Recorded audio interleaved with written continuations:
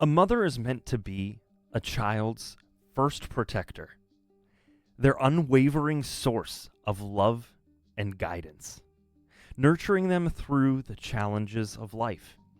A mother's arms should be a safe haven, a shield against the world's cruelties. Yet, not every mother fulfills this sacred role. In a world full of influences and circumstances that can make parenting difficult, most mothers strive to do their best despite the odds. But what Valerie Dee Martin did to help and enable her son was not just a failure to protect him. It was a complete betrayal of the very essence of motherhood. She didn't just fail her son. She chose to assist in the destruction of his life, turning the bond between mother and child into something twisted and unrecognizable.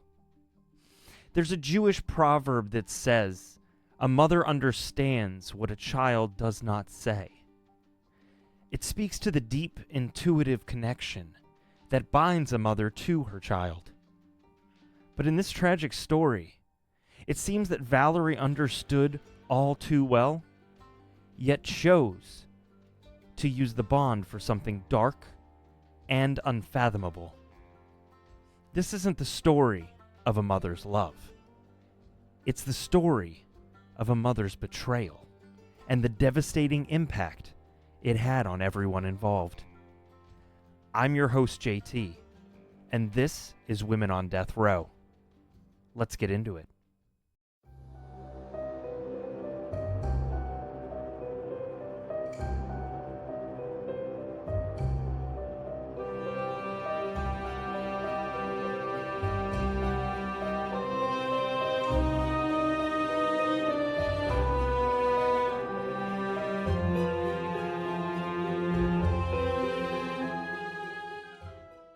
"61-year-old William Whiteside was a pleasant and well-liked man, according to his neighbors at the Lido Estates Mobile Home Park in Lancaster, California.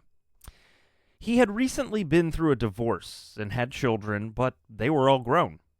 He lived a pretty modest and organized life and had never been in any legal trouble. In 2002, William met 35-year-old Valerie Dee Martin at Antelope Valley Hospital, where they both worked. Valerie was in housekeeping, and William worked the late shift as a maintenance worker. Despite the age difference, William and Valerie quickly got into a relationship, and Valerie moved in with him. Valerie had a bit of a checkered past. She didn't really have much to her name and was known to have bounced around from place to place. She also had 2 boys, though neither of them resided with her. One in particular was incarcerated in a juvenile detention facility. Valerie did some time of her own when, just a few months before she met William, she spent 3 months in prison for drug possession. It seemed that Valerie was getting her life on track, and that her and William had a good relationship overall. He paid most of the bills and treated Valerie very well. But less than a year later, William would be found burned alive in the trunk of his car. Not long after moving in, Valerie's son, 16-year-old Ronald Ray Kupch, got released from juvenile detention. Valerie pleaded with William to let Ray come stay with him because he had nowhere else to go. William, a half-black, half-Native American man, gave her the go-ahead. Ray was a troubled kid. He identified as a white supremacist and associated with a gang of white supremacists by the name Metal Minds. Soon, all of Ray's friends started hanging around doing meth and other drugs. Valerie quickly became involved with the drugs too, because she had been a user in the past.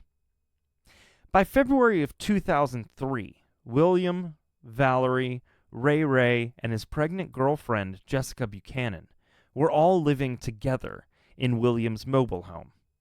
William had grown tired of the drugs.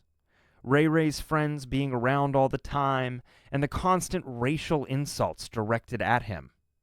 He had been putting pressure on Valerie to kick Ray Ray out. On February 27th, while William was at work, Valerie, Ray Ray, and Jessica were at home, along with 27-year-old Christopher Kennedy, who had white supremacist tattoos on his neck and leg, and Bradley Zoda, a 14-year-old aspiring Metal Minds member. The group started smoking methamphetamine. While they were getting high, Valerie mentions that she owed someone $300 for drugs and didn't have the money to pay them. The group discussed options on how to repay the debt, including stealing cars. It was during this conversation that it was decided that they were going to rob William. They would wait in the hospital parking lot for him to get off work, and then Christopher and Ray Ray would jump him and take his money. Valerie drove Ray Ray, Christopher, and Brad to the parking lot of Antelope Valley Hospital, while Jessica stayed at home. Upon seeing William's car, the group decided that the car was too visible to wait for him there. So, Valerie suggested an alternative plan. Valerie ended up dropping the three off at Sean Smith's trailer, who lived out in the desert. He, too, was a Metal Minds member. Before leaving, Valerie said that she would call William and ask him to pick the boys up from there. Christopher, Ray Ray, and Brad smoked some more meth while they waited for William to get off work and pick them up. William arrived just a little after midnight. Once the three got into the car, they began to beat William until he was unconscious, and then put him in the trunk of his own car. Christopher then got in the driver's seat, and they drove away from Sean's. Not long after they took off, Ray Ray remembered that they forgot to grab his wallet, so Chris pulled over. Ray Ray got out of the car and opened the trunk to a semi-conscious William.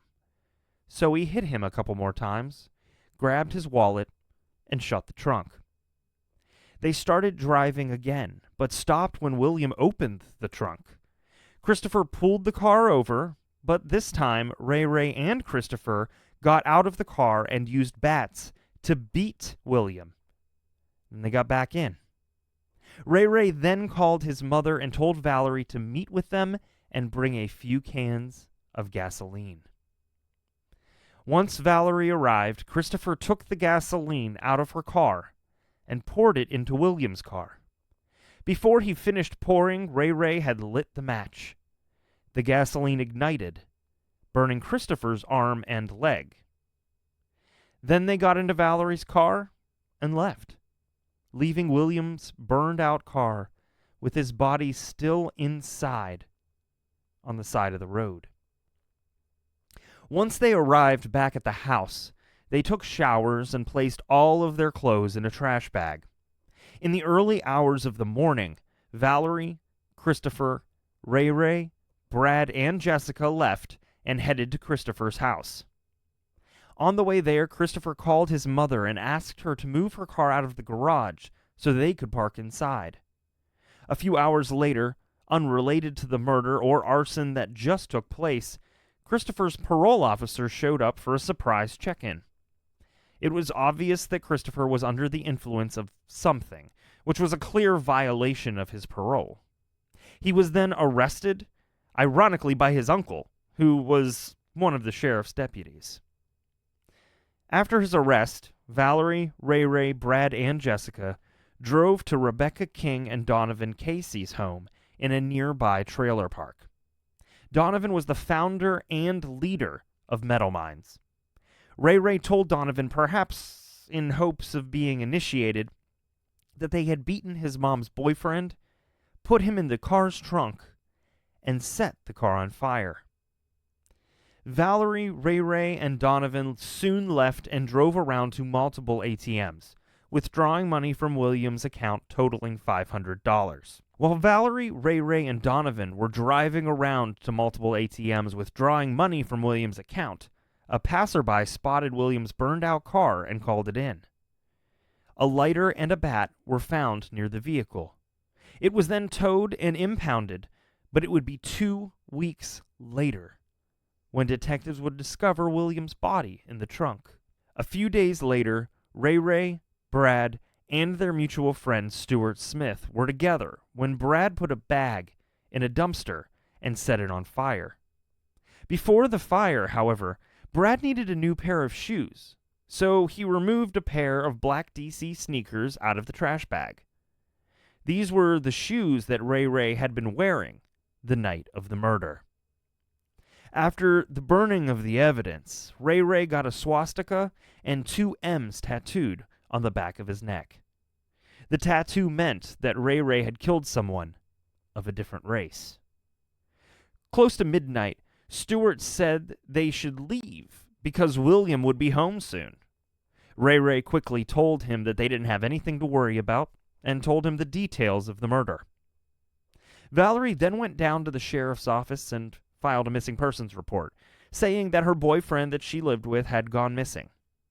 Detective Judy Gibson, who was assigned the case, was suspicious and not buying anything Valerie was saying. She decided the case needed to be investigated further and brought on Detective Bob Keeney and Detective Danny Smith. In their first interview with Valerie, she immediately made some mistakes by giving the detectives different information than she had before when filling out the missing persons report. She was visibly nervous and upset over the line of questioning, but Valerie was allowed to leave the interview. The next day, the detectives went to visit Valerie at her home to see if she would come with them to the station for further questioning. While they were suspicious of her, she was the only one who seemed to have any information regarding William. Valerie allowed the detectives to come into the house and agreed to go with them to the sheriff's office. They allowed Valerie to go into the bedroom and change her clothes. The detectives heard some commotion coming from the room and realized that Valerie was trying to jump out of the window. Valerie managed to escape and took off running through the trailer park. The detectives did end up catching her, and after getting everything calmed down and telling her she wasn't in trouble, Valerie agreed to go down to the station with them. At this point, the detectives didn't really need to hear her confession. They already had Ray on camera withdrawing the money from William's account. Christopher was already in custody for violating his parole and covered in burns, and Brad was arrested for possession of a weapon. At the time of his arrest, he was wearing the shoes he had gotten from Ray. Stuart Smith was at Brad's house and attempted to flee, but was also arrested. While Valerie wasn't there for the onset of the crime, she most certainly was there when he was killed. Valerie had been under the assumption that William was dead in the trunk when the car was set on fire, but the detectives shared with her that William was found curled up in the furthest corner of the trunk, a common position for people to take in a fire. An autopsy was conducted, and the immediate cause of death was determined to be smoke inhalation and burns to the body. The secondary cause of death was blunt force trauma to the head, meaning William was conscious as he was burned alive. Valerie did confess that it was her that set it up and called William to go out and meet his fate. She stuck to the story that it was just supposed to be a robbery, because she needed money to repay her drug debt, and no one was supposed to get hurt. But the detectives and eventually the jury wouldn't believe that story either. At the trial in 2009, 6 years after the murder of William Whiteside, Jessica Buchanan, Ray's girlfriend, took the stand. She was given immunity in exchange to testify against Valerie, Ray, and Christopher. But on the stand, she claimed memory loss. However, her audio tape statement was played for the jury. According to that statement, 3 to 4 days after the incident, Ray told Jessica that he killed William by putting him in the back of his car and, quote, beating the hell out of him. Christopher gave her all the details of the incident, including beating, arson, and getting money from the ATM using William's bank card. Ray told her that he killed William because he never liked him. William would yell at his mother, and he was of the opposite race. On the stand, Jessica claimed that she had been high on methamphetamine during the interview and had been fed information by sheriff's deputies. Deputy Sheriff Danny Smith, who interviewed Jessica, denied giving her information and stated that she was not under the influence during the interview. Bradley Zoda, who was 14 years old at the time of the murder, took the stand as part of a plea deal he had taken.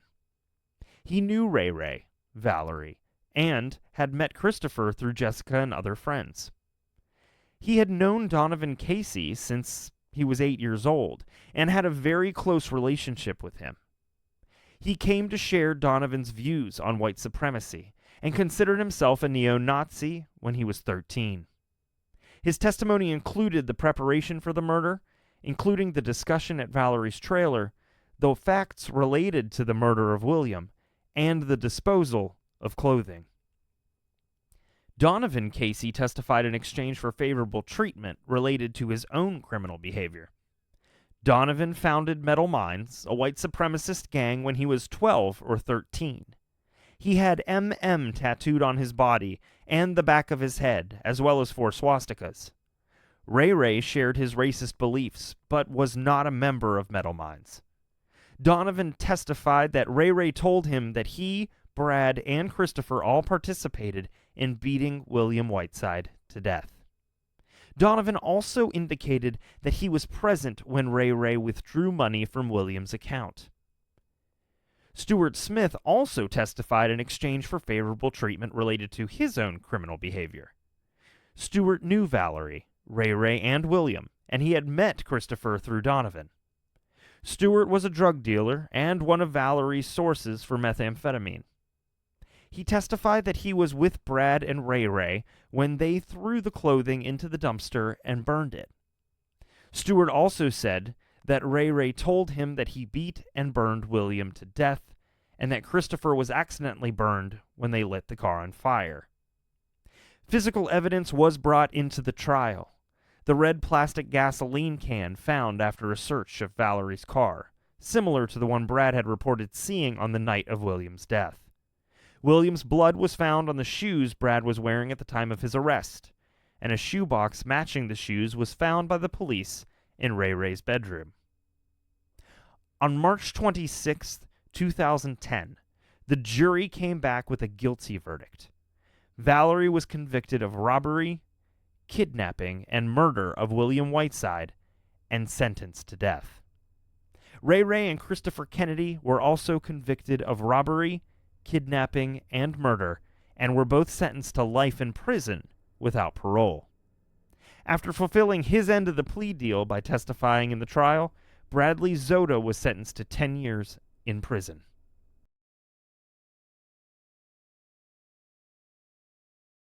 Thank you for tuning in to Women on Death Row. Don't forget to like this video and leave a comment below letting us know your thoughts about this case. If you've liked what you've seen, please be sure to subscribe to our channel, and then become a member by clicking the join button, and get notified when each video in this series and others are released. Until next time, take care of yourself, your friends, your family, and your community. Don't let anybody dull your sparkle, and shine on, you crazy diamonds, shine on.